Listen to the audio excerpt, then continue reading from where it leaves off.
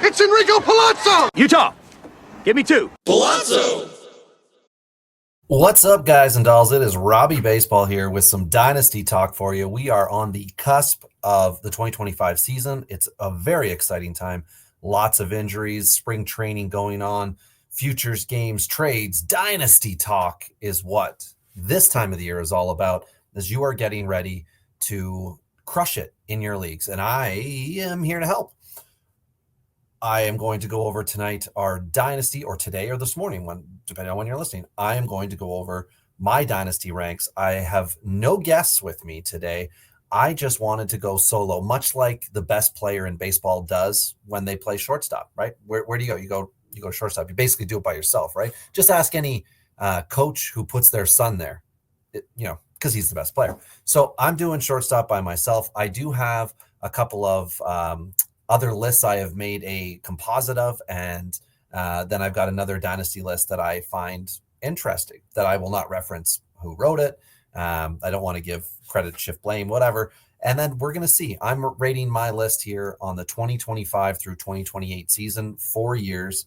I am going to take the exciting points league approach to this one, where I'm getting more bang for my buck on my players. If you're a roto guy, right away you need starters. You don't need a cusp guy. You don't need, as Rotosaurus Dave would say, an injury prone guy. So your list is going to vary a bit.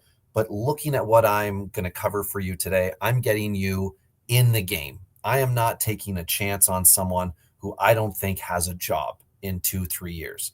And what I am going to do is hopefully enlighten you on a couple of players that I think are going to be useful to you that maybe you weren't thinking about before. Early season trades, wait to see what goes on in May.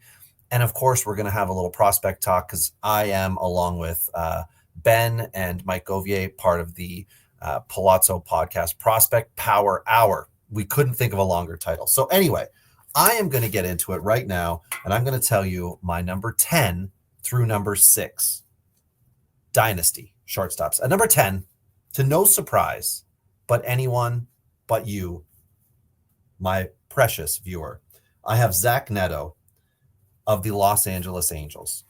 Why Zach Neto, Robbie? I'll get to the 23-year-old in a minute. Number 9, I've got big contract signing Willy Adames with San Francisco. Number 8, I am banking on a good boy attitude this year, making it in for curfew. CJ Abrams is my number 8. You could also call him a bounce back candidate and a potential top 5 if things bounce right, but we'll get into that. Number 7, Steady Eddie, massive contract, New York Met, Francisco Lindor. And my number 6,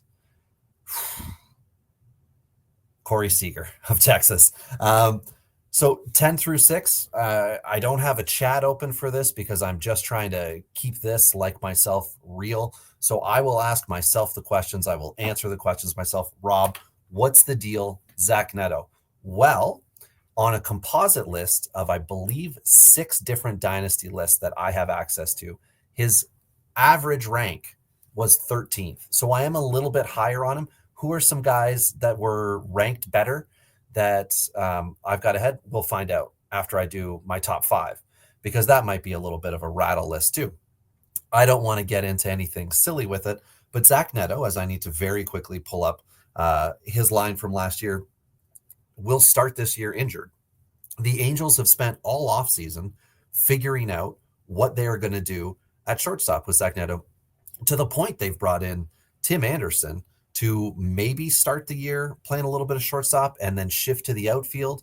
Who else was it? They brought in Scott Kingery, which was the real popular, I think November, December, January type. Oh, he could be a guy, somebody who got that early major league contract and never was able to amount to it. But last year, and this is for everybody out there playing in those WAR leagues, do you want to guess what Neto's WAR was? No, because that's silly. It was 5.1. Doesn't matter. I don't know whose metric that is, because again, that doesn't matter. But in 542 at bats, he was able to be a very good Dynasty player after being near shunned in the draft year, and how quickly he came up, and people just thought the Angels were doing it wrong. He was drafted in 2022. He debuted in 2023. and people thought that wasn't okay. But he hit 249 last year, a 318 OBP, which if you are a points league guy or if you are just in an OBP league, you're right where you want to be with OBP. You can't be sub 300. If you're just over, obviously a 10% dip either way is going to really change your ability to collect points or to, be in it week in, week out if you're head to head, especially. And then the OPS was 761. Obviously, he's not crushing balls. Home runs last year were 23. Impressive. Stolen bases. This was the one I liked, 30. So a guy who's hitting like that is not doing one thing really well, and that's triples. Are you going to fault him for that? He only had one last year. I'm not. He's going to be coming back this year. He's going to have a lower at-bat total than his 542, but in years beyond, not only is he going to be on a team that should be better than the 24 Angels that he was on, but he could even be on a team good enough to, I don't know, maybe be in the playoffs. I don't know. I didn't say it. I did say it. I didn't say it, but I did say it.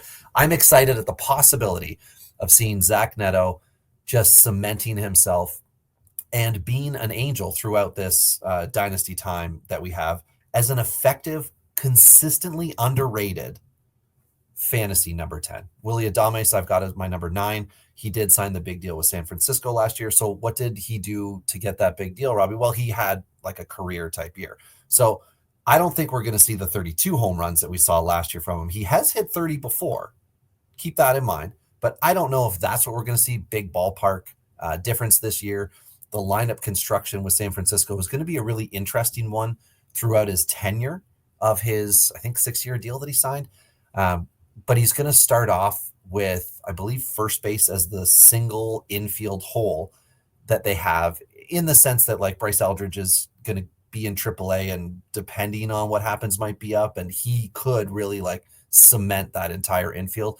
They've got a ton of talent that was near overachieving in the outfield last year. They had Tyler Fitzgerald, who became an MLBer, but he was at shortstop. So now he's moving, I believe, to second base is going to be the move. So there's depth within San Francisco's lineup, but I don't know that they have that massive crusher. Matt Chapman, last time I looked, was having a decent spring training, but I'm not going to account for a veteran player starting the year, the year meaning spring training, as a sign of a great year or any career change. Chapman's going to end a ton of innings. Adame's going to be left on base, and that's going to suffer a little bit. But he is a good hitter. He was right in line with Neto, 251 average, slightly better. His OBP at 331, again, it's a tick better. And stolen bases, he did contribute with 21. But I think the long-term thing here is that he will be able to produce solid RBIs. And if the team around him, as I alluded to with Eldridge, solidifies as their first baseman, they're going to be good. They're going to turn the lineup over. He's going to be a good run producer too. Last year, he had a career best, as I mentioned, a career year, 93 runs. But prior to that, his peak was 83. So let's just say he's going to be somewhere in the 80s, low 80s on a good San Francisco team if they nosedive, if the rotation falls apart, which, they're throwing Verlander out there. So it's possible that this isn't going to be the best year if Verlander is in fact done, if Robbie Ray's not healthy and ready to go. All those little things. Mason Wynn a year ago was a really popular pick. He could be back to help out in that rotation, provide depth, so Adames can be on a team that's competitive. We will find out. But Adames is my number 9. CJ Abrams, honestly, this could have been 2 years ago. He would have been like a top 5 type guy. Oh, he's on a Washington team now that's going to do all these great things, and everybody is going to be happy with how he progresses. He's like a superstar in waiting. And then remember, I think it was 4 years ago. Let me check here. I want to be accurate with this. He was a first-round pick in 2019. So yeah, 4 years ago, post-COVID 2021, Abrams was a hot ticket item because San Diego was going to make him a star. And they did trade him, and now he has ended up in Washington. I'm trying to remember exactly what that trade was. And unfortunately, I won't be able to find out. And you probably know, and you're saying, you silly goose. I think it was he the Juan Soto deal? I don't know if he was. I don't think so. Anyway, it doesn't matter. He probably was. Would make sense that he, Gore, and Woods would have been in that. Yeah, that all makes sense. Trade a bunch of guys. If not, it doesn't matter because that's not what the ranking's for. The ranking is for the fact that Abrams, outside of missing curfew last year, put up an excellent year. And I don't think it was one and done for him. I think as a 24-year-old for this year, it's oops, I learned my lesson on a losing team when they, demoted me back to AAA to finish the year. I'm now going to remember I'm a professional baseball player. I am, in a very fortunate position, and I'm going to be better moving forward. Because with my 9 and 10 guys, Abrams' line is almost identical here. We've got 31 stolen bases, 20 home runs, a 246 average. Does that remind you of Zach Neto? Because it should. But on every single list I looked at, Abrams is way above. Why? Because everyone perceives Abrams to have way more value moving forward than Neto. I think they're going to be pretty close. They're close in age. I think this is going to be a fun, thing for these guys. Now, OBP was career best last year for Neto, or sorry, not Neto, for Abrams at 314. Are we going to see more than that? I don't know. He did have 6 triples. I did allude to that with Neto is the thing he's not doing, which is, turning second and making it. But on a better Washington team with a more professional approach to the whole year, I think we could see not a breakout year, but another very good year for Abrams. I would love to see him be able to walk more than the 40 times that he did last year to his 128 strikeouts. But I am not holding my breath that this is going to become somebody who's a big OBP guy. 4 strikeouts for every 1 walk looks to be the early career trajectory. And I'm going to assume that's what's going to hold him back a little bit. It will also potentially make him a bit of an inning ender, because when you are striking out, you ain't putting that ball in play, which is going to affect your RBIs. And that's something where him at the top of the lineup or very close to it, depending on how exactly they run it in Washington, will always keep his runs down, which for fantasy makes him slightly less valuable. All right. Do I need to tell you much about my number 7 guy, Francisco Lindor? We know he's good. We know he's making a pile of money. To me, the interesting thing with Lindor is all the prospects the Mets have that are behind him, and they aren't necessarily lights out prospects. They're very good players.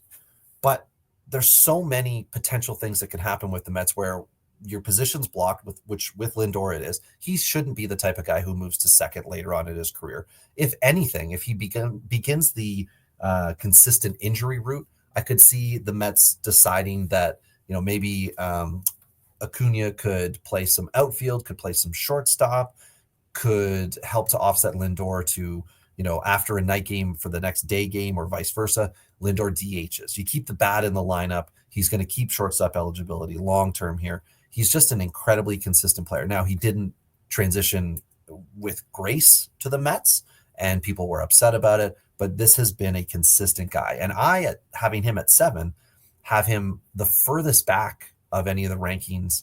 Sorry, I shouldn't say the furthest back. The second furthest back of the 8 total rankings that I've set up. I can see him a consensus ranking. It's 5 point something. So he averaged out just by a little hair to be ahead of Abrams, and he's just a little hair ahead of my number 6 guy. And my number 6 guy also lines up as the wily vet on a big contract, Corey Seager. He's with Texas.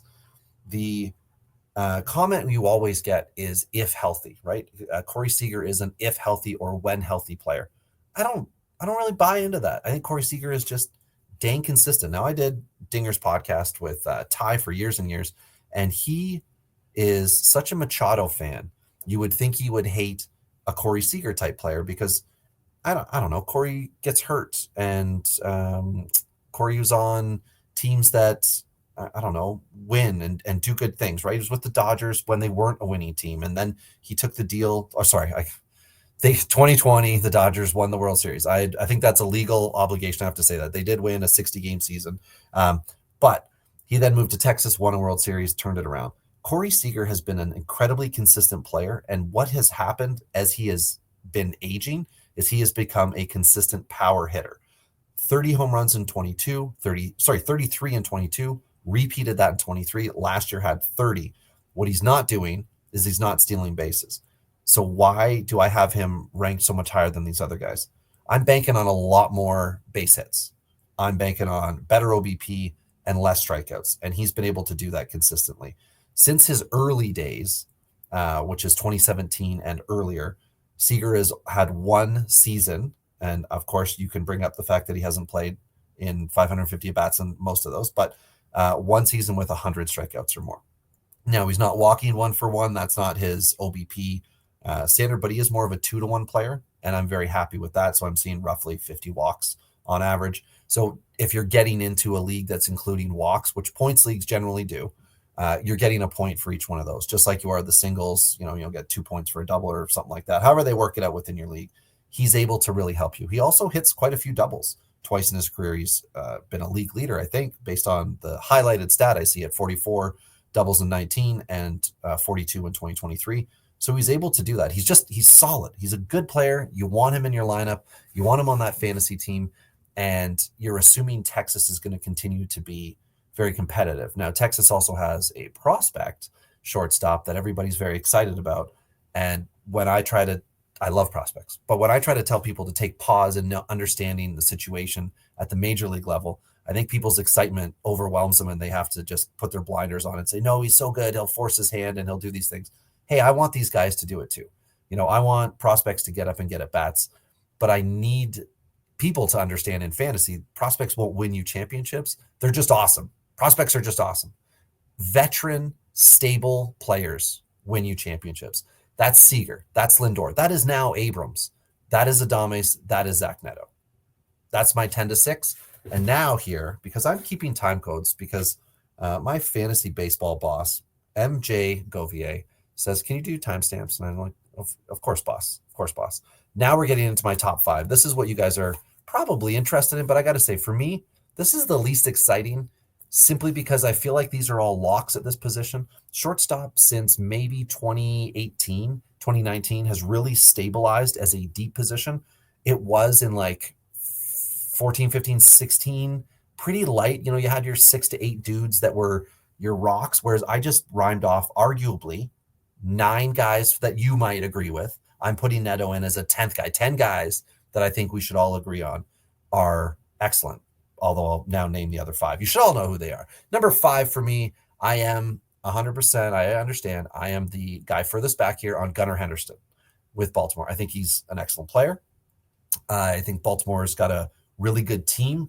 I want to caution everybody that Baltimore could also become like Cincinnati. Both lineups can look loaded on paper.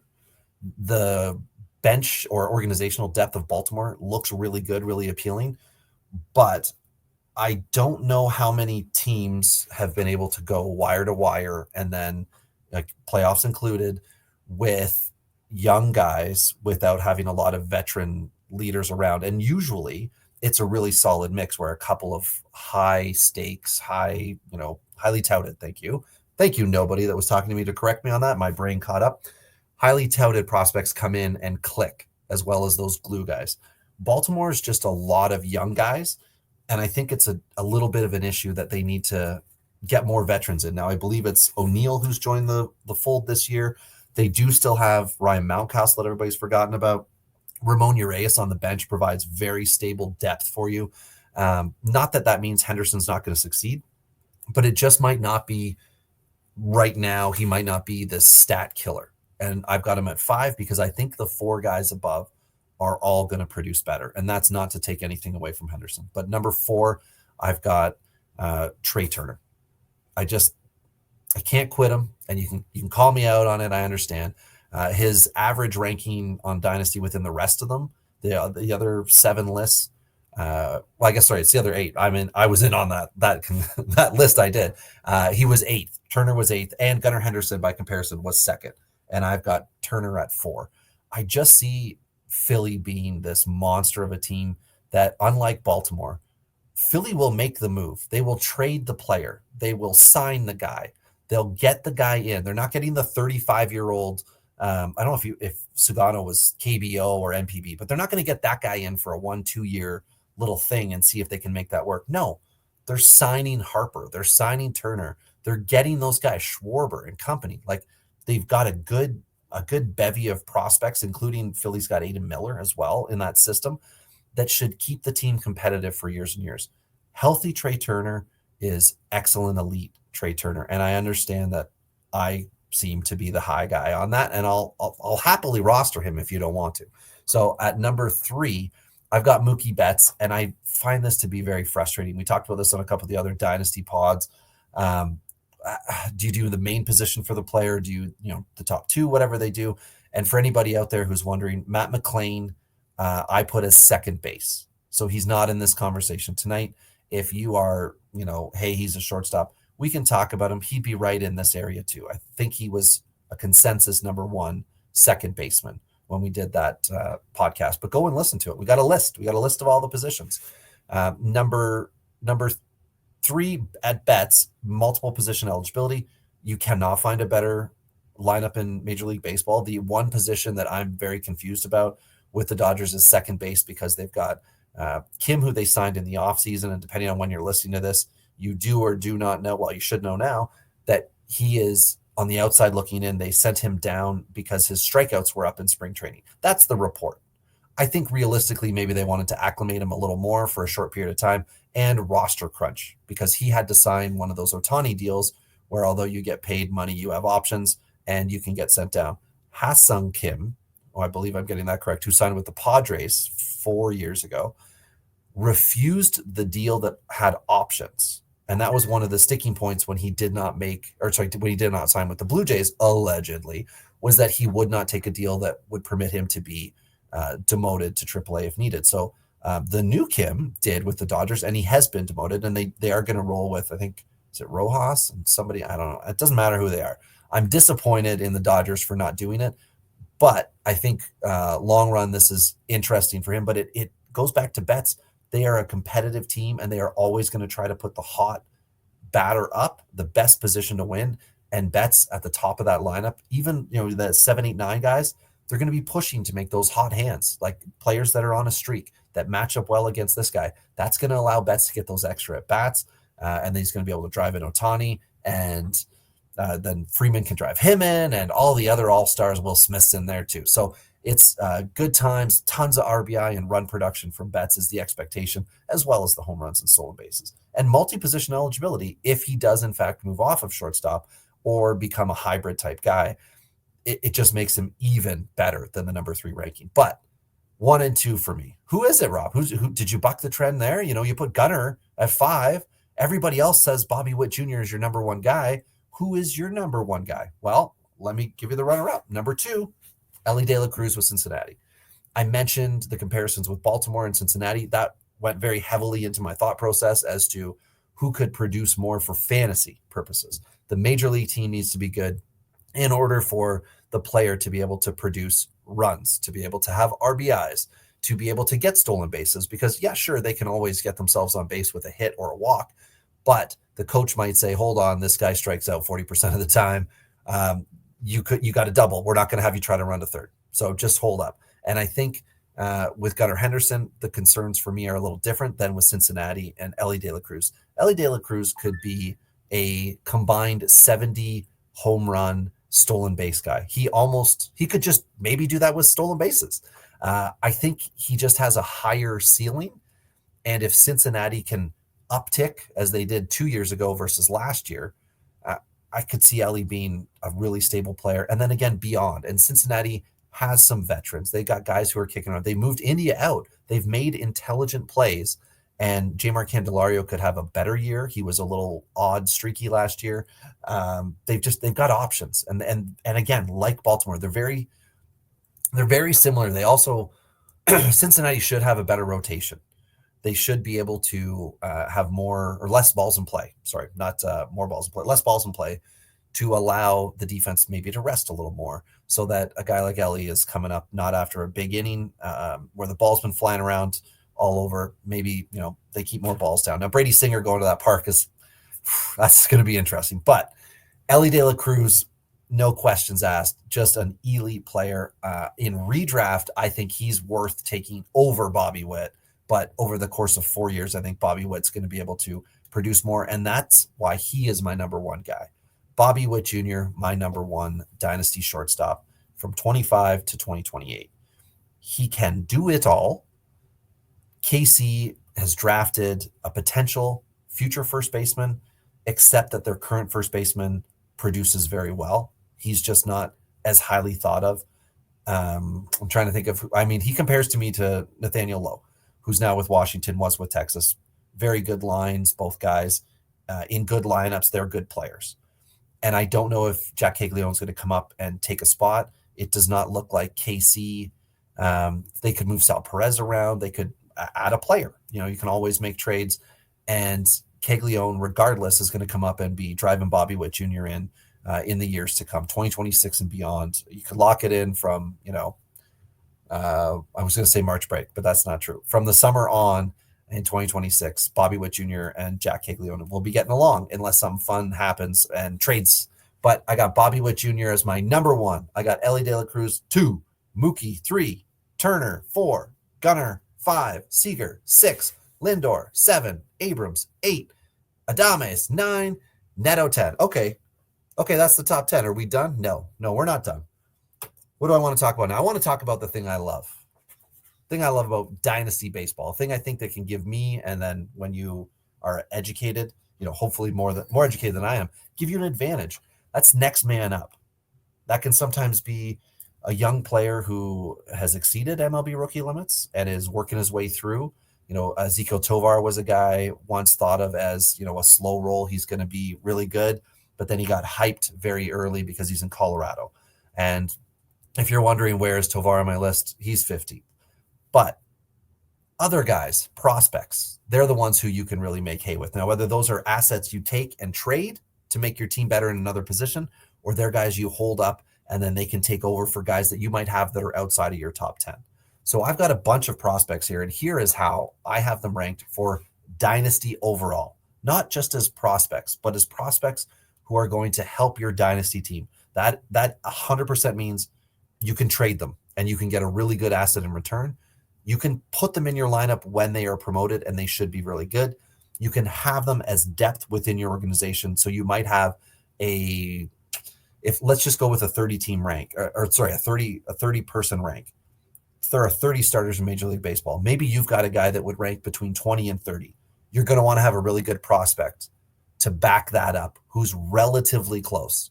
You don't need somebody who's in their teens as your backup shortstop. If you are throwing, let me find a questionable shortstop out there for Dynasty. If you are throwing,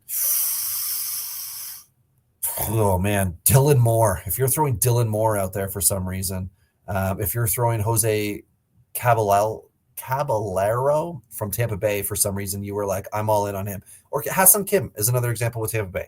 If they're your starter, you need to have, obviously Kim's injured, you need to have a filler. You need to also have a prospect to be able to take over their place. So who are my big prospects at shortstop, thinking about the whole Dynasty landscape here? Christian Campbell's my number 1 guy. He's not necessarily thought of as a top prospect for 2025 now because of what's happened in Boston with clogging it up, Bregman, Devers, all those things. Where's he going to go? I just think he's an excellent piece to have on your bench. If somebody doesn't want him in your Dynasty League, great idea to go get him. Another guy, Cole Young. You're going to want to have Cole Young on your radar. If not, potential that we see him early with Seattle, and I think he stays. He has that leadership thing that hear a lot of people talk about. Scouting reports will not always, they'll say baseball IQ. But if you talk or hear general managers speak, I shouldn't say I talk to general managers. I don't. I reach out to Jerry DiPoto. Maybe someday he'll get back to me. But Cole Young with Seattle is one of those leader guys. We heard that about Miguel Amaya for years and years with the Cubs, the catcher. He's got the ability to lead, and we want to see that, and a lot. So Cole Young seems to be one of those guys. I've got him. Jordan Lawler is somebody who I am banking on being a legitimate, solid MLBer. He's 21 years old right now. Highly drafted. People got all excited. It hasn't happened yet. Another guy who's on the cusp, Colson Montgomery with the White Sox. I've got him. That's like my 4th ranked shortstop. And then because of trade value, I have the following 2 guys. And this is not because obviously I said trade value. This is not because I think they're going to come up and play. Sebastian Walcott with Texas. If you happen to get him, good on you. Excellent trade asset. Leody DeVries with San Diego. Another one, excellent trade asset. I think one of the best potential shortstops from a prospect perspective right now is Marcelo Meyer with Boston. Problem there, Trevor Story, Christian Campbell, David Hamilton, whoever they sign on a whim, some guy they trade for in season. I don't know. Like, he should play this year, AA, AAA, and knocking on the door for sure. It's just, how does he get through? Seattle's got a trio of guys that are really interesting.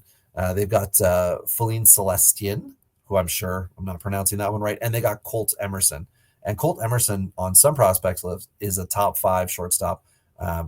Celestien is a top 10 type guy, but I think the overall excitement for both of them is pretty high. Celestien is a J2 guy who's further back, but these are guys you're going to want to look at. Now, the Mets also have, and I should have mentioned this before when I was saying Acuna, Jet Williams.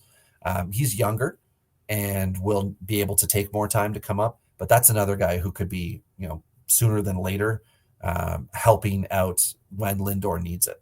So that's a look at prospects here. Oh no, I didn't put in the timestamp. Guys, this is probably my last podcast. Gobi's going to fire me. I'll have to figure that out and I'll get back. What about a prospect outside my top 10 that needs a new team? That's a real popular thing. And a year ago, I would have said it's Xander Bogaerts, but it's not, because San Diego cleared out shortstop and he's going back to it. And I've got Bogaerts at 13, and I think that's almost a mistake because I got a player in front of him who I'll bring up later that I genuinely don't like, but I think there's so much trade value there that I've left him at 12, and I would immediately trade him if I had him on any of my rosters, or if somebody offered me something that involved him and it wasn't crazy, I'd get him and flip him. But a player who I think could benefit from a new team is another Boston Red Sox, Cedeno Rafaela, who should be a shortstop, should not be an outfielder. So he could benefit from a new team, because when he becomes an outfielder, I think he's a little less valuable to us all, especially if Boston starts to play matchups and do different things that could make it difficult. Bryson Stott with Philly, I guess that's like a second base type option too. He wouldn't be the worst one to have a new team. He's in that Matt McLean school that we talked about with second base. I like Stott. If he's going to get pushed out through prospects, a new team, he's not old, but a new team would be fine for him too. I do have one that I know no one's going to like. It's Willie Castro with Minnesota. Why do I want Willie Castro to have a new team? Just hear me out, guys. Minnesota can't keep players healthy. So Willie Castro goes and plays everywhere, right? So he's got all of the positions for eligibility, depending on your league.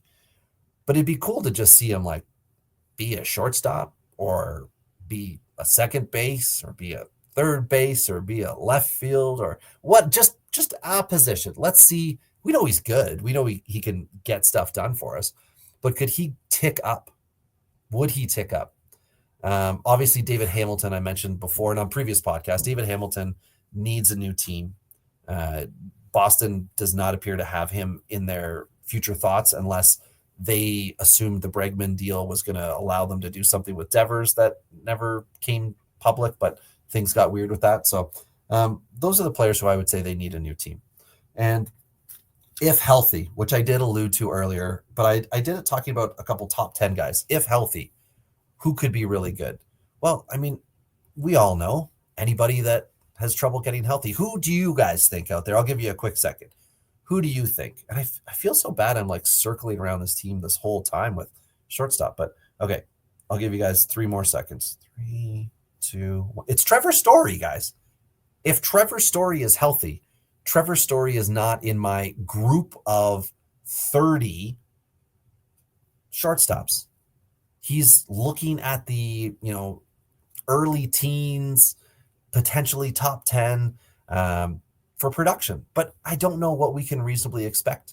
I know after he debuted in Colorado, I think his second year, he had a shoulder problem and then the power was down, but then it came roaring back and he had some solid years. And yes, that was in Colorado, but that doesn't take away from what he can do any ballpark.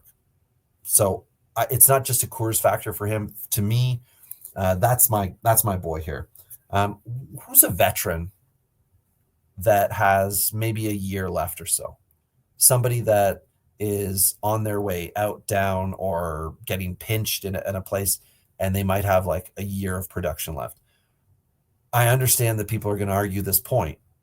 I'm going to say it's somebody who's kind of moving off the position, but is a shortstop.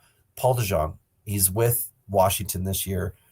You have to be 30 in order to fall into this category. That was a predetermined choice on our rankings, and Paul DeJong is that guy for me in Washington. He's blocking some younger guys that I know we would like. Carter Kieboom is officially, off of my dynasty radar. Sadly, to see that ship sail.